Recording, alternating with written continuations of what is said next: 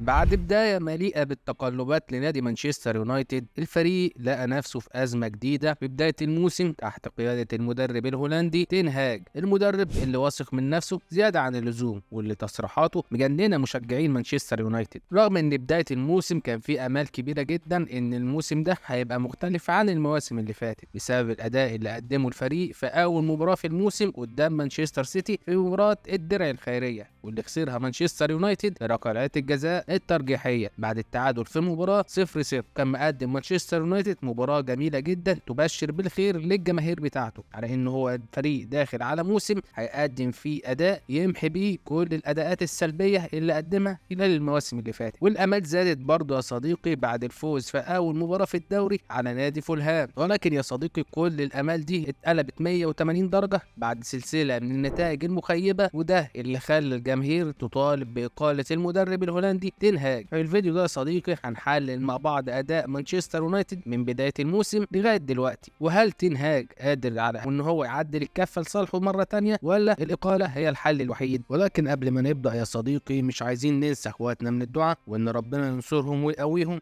ان شاء الله. ويلا بينا نبدا الفيديو. بدا مانشستر يونايتد الموسم يا صديقي بخساره امام مانشستر سيتي في مباراه الدرع الخيريه، ولكن يا صديقي رغم الخساره بركلات الترجيح الا ان مانشستر يونايتد كان مقدم اداء مبشر جدا للجماهير، خاصه انه كان مانع خطوره مانشستر سيتي تقريبا طوال المباراه، وكان هو الطرف الافضل والاخطر في المباراه، ولكن ما قدرش يستغل الفرص القليله اللي تمت اتاحتها ليه. ولكن يا صديقي رغم خساره المباراه دي بركلات الترجيح الا ان معظم جماهير مانشستر يونايتد كانت راضيه جدا عن الاداء اللي تم تقديمه في المباراه، وجالها امل ان ممكن نشوف الموسم دوت مانشستر يونايتد مختلف مع تين هاج. والمباراه الاولى في الدوري يا صديقي زودت الامال عند جماهير مانشستر يونايتد، والمباراه الاولى اتلعبت قدام فولهام وخلصت بنتيجه 1-0، واللي احرز الهدف زيركيزي، وده ادى امل ان ممكن الصفقات اللي عملها مانشستر يونايتد الموسم دوت تؤتي بثمارها، عكس الصفقات اللي حصلت في المواسم اللي فاتت واللي كانت بتيجي وما تأديش اي حاجه. وكل ده يا صديقي ادى جرعه من الامل كبيره جدا لجماهير نادي مانشستر يونايتد بعد البدايه الجيده من حيث الاداء ومن حيث النتيجه اللي في اول اسبوع في الدوري الانجليزي. ولكن يا صديقي يا فرحه ما تمت، بعد الفرحه اللي فرحها جماهير مانشستر يونايتد في اول مباراه من الموسم رجعت الجماهير تدخل في مرحله الشك من جديد بعد الخساره في المباراه الثانيه في الدوري الانجليزي قدام برايتون بنتيجه 2-1، وده اللي قلق الجماهير اكتر واكتر لان المباراه الثالثه كانت هتبقى قدام الغريم ليفربول اللي مسبب عقده في السنين الاخيره لنادي مانشستر يونايتد وبيفوز عليهم دايما بنتائج كبيره. ولكن يمكن جماهير مانشستر كانت مطمنه شويه بسبب ان ليفربول معاه مدرب جديد وهو ارن سلوت بدلا من يورجن كلوب، كان عندهم امل ان تين هاج يقدر يتفوق على ارن سلوت المدرب اللي لسه بيتحسس اقدامه في الدوري الانجليزي. ولكن يا صديقي حصل اللي كان خايف منه جماهير مانشستر يونايتد وخسر قدام ليفربول على ملعب الاولد ترافورد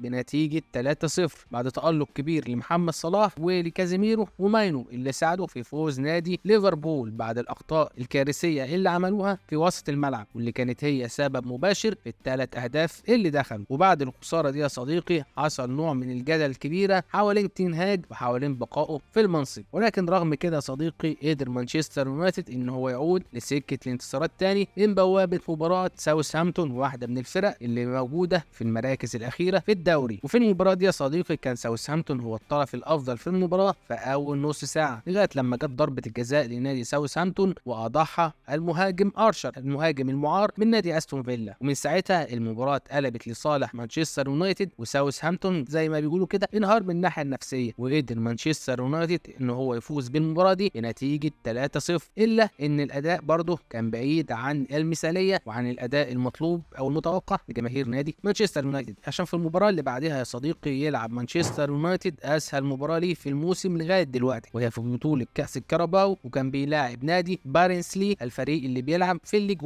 وقدر مانشستر يونايتد ان هو يفوز عليه بنتيجه 7-0. ولكن يا صديقي الفوز ده ما كانش مقنع خالص لجماهير نادي مانشستر يونايتد ان هو ده الفريق اللي احنا لما نفوز عليه بنتيجه كبيره يبقى مقتنعين نقول ان الفريق قدم اداء جيد، لان الفريق ده مش مقياس خالص لفريق بحجم نادي مانشستر يونايتد. وفي الاسبوع الخامس يا صديقي من الدوري الانجليزي كان مانشستر يونايتد على موعد مع اللعب مع كريستال بالاس اللي لغايه دلوقتي ما قدرش انه يحقق ولا انتصار في الدوري بعد اول 7 جولات، والمباراه دي يا صديقي خلصت بنتيجه سلبيه 0-0. ما قدرش مانشستر يونايتد ان هو يفوز في المباراه دي رغم تراجع مستوى كريستال بالاس عن الموسم اللي فات بشكل كبير جدا وملحوظ، عشان بعد المباراه دي يا صديقي يخوض مانشستر يونايتد المباراه الاولى ليه في الدوري الاوروبي قدام تيفنتي الهولندي. والكل طبعا كان متوقع ان مانشستر يونايتد هو اللي يفوز في المباراه دي، وخاصه كمان ان عم تين هاج هولندي وعارف الفرق الهولنديه وهيعرف يتعامل معاهم كويس. ولكن المباراه خلصت بنتيجه 1-1، وكان تعادل مخيب جدا لامال مانشستر يونايتد والجماهير عشان يرجع مانشستر يونايتد لمنافسات الدوري في الاسبوع السادس، وكان المباراه قدام توتنهام. ولكن يا صديقي حصلت الهزيمه الثالثه في الموسم لنادي مانشستر يونايتد في الدوري لما قدر توتنهام ان هو يتفوق على نادي مانشستر يونايتد بنتيجه 3-0 مع الرحمه، لان المباراه كان فيها فرص كتيره جدا لو قدر يستغلها توتنهام كان ممكن النتيجه تبقى اكبر من كده بكتير، عشان تبتدي اصوات الجماهير تطلع تاني وتنادي باقاله المدرب الهولندي تين هاج، وبعد كده يروح مانشستر يونايتد يلعب المباراه الثانيه ليه في مشواره الاوروبي. وكانت المباراه دي قدام بورتو،